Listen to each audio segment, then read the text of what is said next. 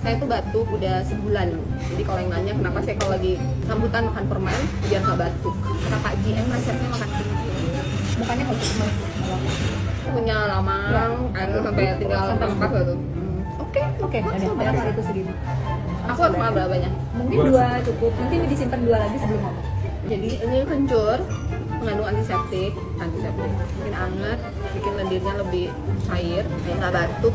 Saya seperti kencur, kayak ada rasa nyelekit apa rasa apa ya? Pedes. Nam, kayak nam. Ya crunchy, ada sesuatu yang strong tapi nggak tahu itu apa. Ini rasanya mirip pinang tapi 20% yang pinang aja sih, strongnya, sepetnya. Cuman dikupas, dimakan, batuknya hilang. Obat termurah, organik. Silahkan dicoba. Kalau banyak sambutan makanya kita harus makan Nah, itu peleset. dia. Sampai batuk di mana?